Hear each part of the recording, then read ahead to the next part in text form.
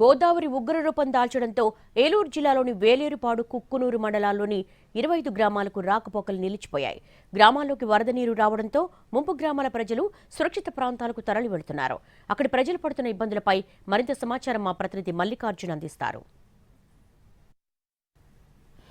గోదావరి ఉగ్ర రూపం దాల్చింది. ప్రస్తుతం భద్రాచలం వద్ద రెండో ప్రమాద హెచ్చరిక కొనసాగుతున్నటువంటి నేపథ్యంలో ఏలూరు జిల్లాలోని ముంపు మండలాలైనటువంటి వేలేరుపాడు కుక్కునూరులోని దాదాపు 15 గ్రామాలకు రాకపోకలు నిలిచిపోయినటువంటి పరిస్థితి. ప్రస్తుతం ఒక్కొక్క అడుగు గోదావరి పెరుగుతున్నటువంటి క్రమంలో వేలేరుపాడులోని దాదాపుగా 15 గ్రామాలకు రాకపోకలు తెగిపోయాయి. ప్రస్తుతం మనం చూస్తున్నాం వేలేరుపాడు నుంచి రేపాకగొమ్ము అలాగే వెళ్ళేటటువంటి వంతెన ఏదైతే ఉందో పూర్తిగా రుద్రమకోట అలాగే రేపాకగొమ్ముకు వెళ్ళేటటువంటి రహదారి ఇది. మనకి దూరంగా కనిపిస్తున్నటువంటి వంతెన ఏదైతే ఉందో ఆ వంతెన పైనుంచి కూడా నీరు ప్రవహిస్తున్నటువంటి పరిస్థితి. ఈ నేపథ్యంలో ఇక్కడ ఉండేటటువంటి గ్రామాలను ఖాళీ చేయించేటటువంటి పనుల్లో అధికార యంత్రాంగం నిమగ్నమైంది. మనతో మాట్లాడేందుకు స్థానిక గ్రామస్తులు ఉన్నారు. ఏంటి పరిస్థితి, ఏ విలేజెస్లో ఇప్పటివరకు నీరు వచ్చింది, పరిస్థితి ఎట్లా?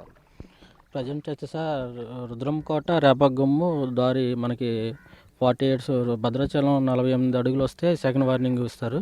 ఆల్రెడీ రేపాకగొమ్ము వేలేరుపాడు రేపాకగొమ్ము దాడి బ్లాక్ అయింది సార్. ఇక్కడ దాదాపు 250 కుటుంబాలు రేపాకగొమ్ములు ఉన్నాయి. రుద్రంకోట వచ్చేసి ఒక 150 కుటుంబాల దాకా ఉన్నాయి. దాదాపు అక్కడ వాళ్ళకి ప్రయాణం అనేది బోటు ద్వారా ప్రయాణం సార్. వాళ్ళకి నడకదారి అనేది కూడా ఏమి ఉండదు. గొట్టల మీద ఉండి టార్బాల్ వేసుకొని వాళ్ళు ఉండాల్సి వచ్చిన పరిస్థితి ఉండేది. మరి నీకు వరద ఇంకా పెరిగేటటువంటి అవకాశం ఉందని చెబుతున్నారు. ఇక ఈ వేలేరుపాడు కుక్కునూరు ఈ మండలాల పరిస్థితి ఏ రకంగా ఉంటుంది సార్? ఈ వేలేరుపాడు కుక్కునూరు దాదాపు సార్ థర్డ్ వార్నింగ్ వస్తే భద్రాచలం అన్నటువంటి రీడింగ్ ప్రకారం ప్రజెంట్ రీడింగ్ ప్రకారం 51.3 అని చూపిస్తున్నారు సార్. అయితే మనకి 55 వస్తే వేలేరుపాడు గ్రామంలో కూడా సొంత బజార్ అనేది కూడా మునిగిపోతుంది సార్. అక్కడ సొంత బజార్ అనేది 15 కుటుంబాలు కూడా ఉన్నాయి. అలాగే వేలేరుపాడు 56, 57 అడుగు స్పీడ్స్ వస్తే భద్రాచలం ఆల్రెడీ వేలేరుపాడు మండలం కూడా టోటల్ కొలాప్స్ అయింది సార్. ఇదివరకు కూడా 2022 గోదావరికి కూడా భారీగా 7.1 దాకా మనకు వచ్చేసి పోలీస్ స్టేషన్ ఆల్రెడీ ఆశ్రమ పాఠశాల దాకా వాటర్ వచ్చేసి ముంచేసింది సార్. ఆల్రెడీ ఇది అధికార యంత్రాంగం వస్తున్నారు పోతున్నారు అంతవరకే కానీ సార్ దాదాపు నిర్వాసితులైన ఎటువంటి న్యాయం అని జరగలేదు.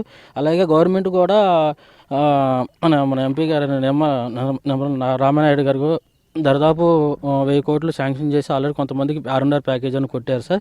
మళ్ళీ మిగతా కుటుంబాలు కూడా మిగతా హ్యాబిటేషన్ అనేది గవర్నమెంట్ ఇల్లు ప్యాకేజీ ఆల్రెడీ మిగతా 100 వేలేరుపాడు మండలంలో 100 మెంబర్స్ దాకా ఉన్నారు సార్. ప్యాకేజీ పడిన వాళ్ళు వాళ్ళకు కూడా చాలా ఇబ్బంది పడుతున్నారు.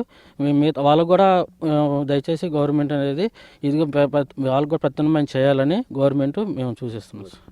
ఇది నిర్వాసితులు చెబుతున్నటువంటి పరిస్థితి. మరోవైపు చూడొచ్చు, ఇంకా గ్రామాలలోకి వెళ్లేందుకు లేదా గ్రామాల నుంచి బయటకు వచ్చినటువంటి వాళ్ళు అలాగా పడిగాపులు కాయాల్సినటువంటి పరిస్థితి. వాళ్ళు ఈ బోట్లు తీస్తే తప్ప లోపలికి వెళ్ళలేనటువంటి పరిస్థితి. వరద తగ్గే వరకు కూడా ముంపు మండలాల్లో ఇదే పరిస్థితి కొనసాగుతోంది.